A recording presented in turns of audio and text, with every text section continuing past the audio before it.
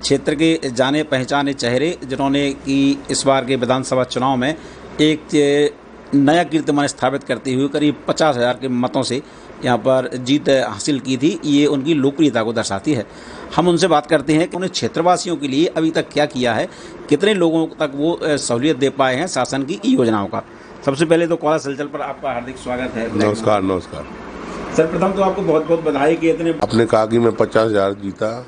आप एक और बात भूल गए कि इस विधानसभा से सिंधिया जी को भी 80,000 प्लस से यहाँ की जनता ने जिताया। ये भी वो आपका प्रयास था? नहीं, ये सब जनता और कार्यकर्ताओं का मेहनत है। जहाँ तक विकास की अपन बात करें तो देखो, सरे कोई ले नाम किसी का हो, लेकिन जो हमारी भारतीय जनता पार्टी की सरकार है, हमारे प्रधानमंत्री मोदी जी हैं, हमारे मुख्यमंत्री जी हैं और हमारे आदरणीय सिंधिया जी निश्चित तौर से रात दिन इतने काम कर रहे हैं कि 2-4-5 घंटे आराम कर रहे हैं और रात दिन काम कर रहे हैं। उसी का नतीजा है कि हर क्षेत्र में आप चाहे रोडें ले लो, चाहे अस्पतालों की व्यवस्था देख लो, चाहे पानी की योजनाएं देख लो, चाहे नहरों की योजना के लिए काम देख लीजिए, चाहे आवास का देख लीजिए, बिजली के बारे में भी आप देख लीजिए, निरंतर काम हो रहे हैं। अभी विधानसभा चुनाव के बाद में लगभग 7-8 महीने हो गए हैं। 2 महीने तो लोकसभा के चुनाव में चले गए। 6 महीने में पीएम जनमन योजना के तहत लगभग 23,000 मकान शिवपुरी जिले में बने हैं, जिसमें से 7-7,500 हजार मकान केवल मेरी कॉलेज विधानसभा में हमारे आदिवासी भाई बहनों के लिए, जो पहले 1.5 लाख का होता था और 2.5 लाख रुपए की कीमत से, और लगभग 50% बन के भी तैयार हो गए। इतना कम समय में इतने मकान, कॉलोनी की कॉलोनी, अगर एक मोहल्ला में 300 मकान आदिवासियों को तो 300 कोई, और 400 है तो 400 को एक बार में। और उसके अलावा दूसरा जो सबसे बड़ा काम है कि जितने भी हमारे आदिवासी भाइयों के गांव विद्युत विहीन थे, उनमें बीपीएल की लाइन मंजूर होकर के गड़ रही हैं। 119 गांव में लाइट मंजूर हो चुकी है, मैंने अपनी आईडी से भी डाला था। और ट्रांसफार्मर धरने चालू हो गए हैं, लाइनें गड़ना चालू हो गई हैं, जो 24 घंटे की लाइट उनको मिले। उसके अलावा जो एक सबसे महत्वपूर्ण काम है, जिसको IIDS के तहत जो काम मंजूर हुए थे, वो हमारे पूरे गाँव में, कहीं मेरे खतौरा में 5 ट्रांसफार्मर धरे हो रहे हैं, बदरवास में 16 रखे हो रहे हैं, 17 कॉलेज में रखे हो रहे हैं। इसे हर गांव में IIDS के साथ केबलीकरण हो रहा है, ट्रांसफार्मर रखे जा रहे हैं। और एक तरीके की जो दूर दराज में भी लोग बस गए थे, जिनको उस ट्रांसफार्मर की सुविधा नहीं थी, उनको भी ट्रांसफार्मर का काम चल रहा है। और धीरे धीरे आप देखेंगे कि 1.5-2 साल के अंदर कोई ऐसा गांव नहीं बचेगा जहां बिजली की समस्या रहेगी। दूसरा, आपने पूछा कि विकास की बात, तो अभी मैं आपको बता दूं कि पहले राजस्थान में कांग्रेस की सरकार थी और यहाँ भारतीय जनता पार्टी की सरकार थी। उस कारण से जो 4 नदियों पर जो डैम बनने थे, उनका काम पेंडिंग होता जा रहा था।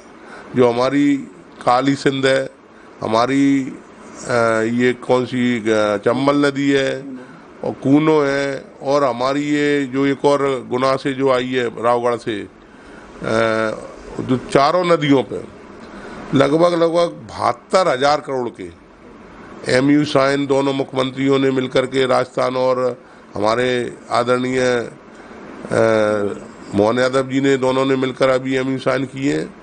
तो 72,000 करोड़ में जो सीरीज डैम बनेंगे, उसमें 2 डैम यहाँ गुना के बॉर्डर पे, बमौरी के बॉर्डर पे, एक डैम हमारे यहाँ, एक इधर शिवपुरी और कॉलेज के बॉर्डर पे, एक हमारा पौरी पे, एक श्योपुर पे। ऐसे 6 डैम इस पे बनेंगे।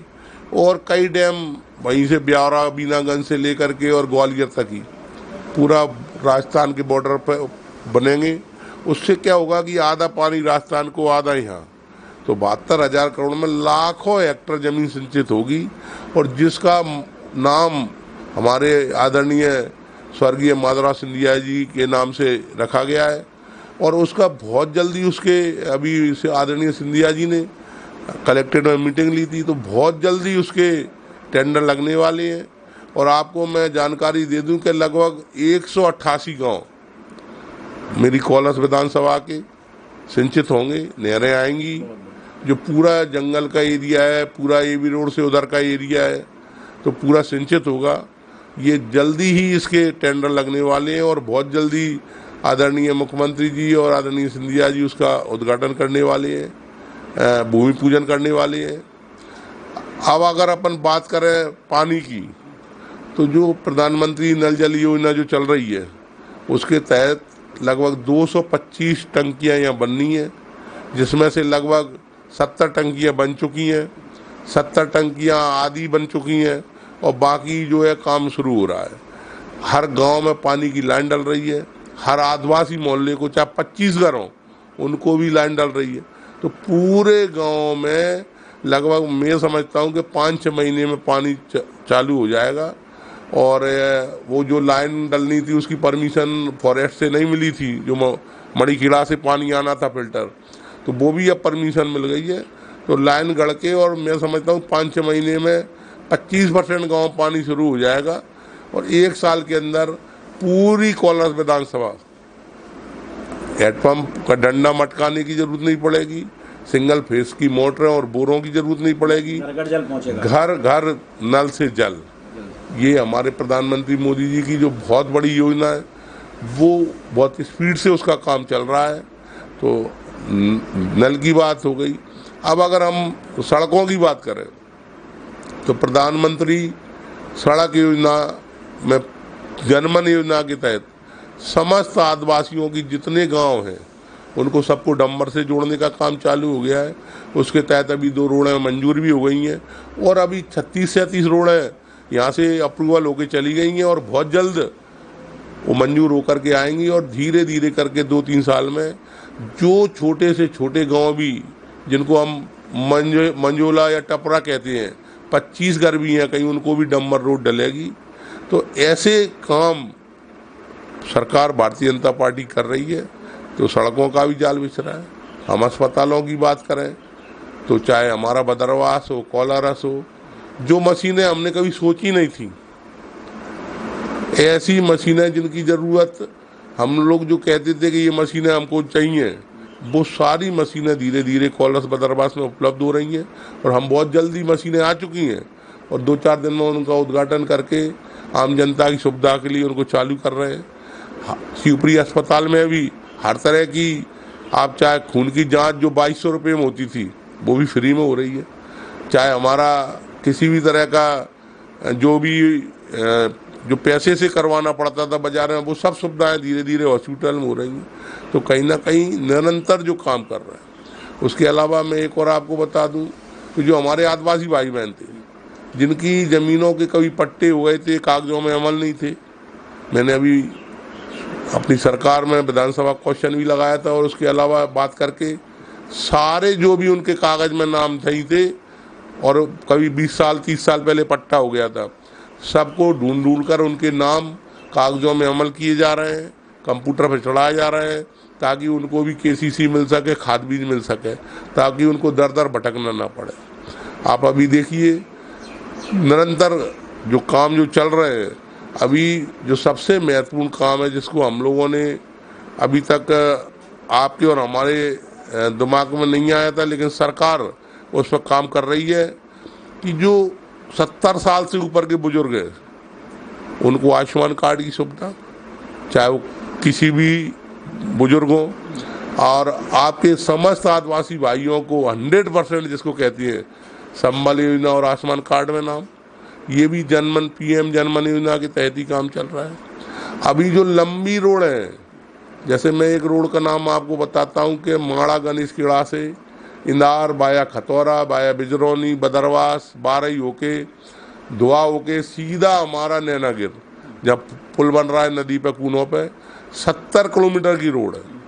हम लोगों ने सिंधिया जी से और गडकरी जी से मांग की है उसका चौड़ीकरण किया जाए ताकि एक्सीडेंटों से बचा जाए और जल्दी से जल्दी लोग जो राजस्थान तरफ से बमोरी से आते हैं वो आ सकें और एकदम से अच्छी रोड पर जब चलेंगे, चौड़ी रोड पर चलेंगे तो एक्सीडेंट कम होंगे। अच्छा, आपने जिक्र किया आदिवासियों को क्षेत्र के ज़्यादा विकास के बारे में, तो आदिवासियों की योजनाओं तो गवर्नमेंट बहुत पहले से बनाती आई आज़ादी के बाद से, मगर इस बार जो ज़्यादा धरातल पे काम दिख रहा है उसकी मॉनिटरिंग के पीछे कितनी मेहनत रही आपकी? देखिए, पहले तो प्रधानमंत्री मोदी जी वहाँ से उनकी टीम स्वयं उसकी मॉनिटरिंग कर रही है। उसके अलावा पार्टी के जो हमारे जितने भी लोग हैं, मैं स्वयं, हमारे सांसद महोदय सिंधिया जी, सब लोग उसकी मॉनिटरिंग कर रहे हैं कि एक भी अंतिम छोर का बैठा हुआ व्यक्ति उसको सुविधा से वंचित ना रह जाए, ताकि उस तक वो पहुँचे। क्योंकि हमारे जो थे उनका सोच था कि अंतिम छोर के व्यक्ति को उसके सुविधा का लाभ मिले, तो निश्चित तौर से उसके लिए बहुत अच्छे काम कर रहे हैं। अभी आप देखिए कि हमारे यहाँ लगभग जो बिजली की समस्या आती थी कि सब स्टेशनों की दिक्कत, सब स्टेशन है तो उन पर और बड़े पीटीआर आ जाए, तो अभी हमने उसी के तहत में रामगढ़ नया पीटीआर रखवा दिया, कुटवारा नया सब स्टेशन मंजूर करवा दिया। आपका अभी 5-6 जगह और नए पीटीआर मंजूर करवाए हैं, वो बहुत जल्दी रखे हो जाएंगे। उनकी लिस्ट सिंधिया जी और मंत्री जी को दे दी और शायद इस बजट में अभी वो आ गए हैं, मेरे पास में उसकी सूचना भी आ गई है, मैं उनके नाम आपको दे दूंगा। तो निश्चित तौर से जहाँ जहाँ भी ओवरलोड हो रहे थे उन पर ट्रांसफार्मर रखे हो रहे हैं। और जो सबसे बड़ी चीज़ है कि 24 घंटे लाइट का जो वादा किया था, आप देखिए वो फॉल्ट लाइट भले ही हो जाए लेकिन सब स्टेशन पे 24 घंटे ही लाइट मिल रही है। वो अलग है कि कोई बिल नहीं दे रहा हो, कोई डीबी फूक गई हो, लेकिन अगर कोई 10% बिल भी जमा करता है तो मैं उससे वादा करता हूँ कि एक दिन के अंदर 24 घंटे के अंदर उसको ट्रांसफार्मर बदलवा के देंगे। आज पैसा जमा करेगा, कल की हालत में उसको ट्रांसफार्मर दिलवाएंगे। अगर कोई नहीं बदल रहा है वो हमको फ़ोन करें। अभी आपको मैं जानकारी दे दूँ, अभी पिछली साल पानी नहीं बरसा था, गर्मियों की बहुत बड़ी परेशानी थी, लेकिन पूरी गर्मियों में लगभग 200 सिंगल फेस की मोटर डलवा करके और लगभग 100 से 150 नए बोर्ड लगवा करके, और हैंडपंपों में शायद मैं गिनती भी नहीं कर सकता कि 1000-2000 पाइप मंगवा करके और हर हैंडपंप में डलवा करके ये कोशिश की गई कि गर्मियों में पानी की समस्या उत्पन्न ना हो। और आपको मैं पीएचई को और आप सबको धन्यवाद दूंगा कि गर्मियों में जो परेशानी आनी थी कहीं ना कहीं उसमें राहत मिली। और पानी की तरफ से अब तो जाने आगे नल जल योजना जो घर घर टोंटी वाली है 1 साल बाद चालू हो जाएगी, लेकिन ये हमारा जो बहुत गर्मियों का पीरियड था उसमें इस समस्या से हमने लोगों को परेशान नहीं होने दिया।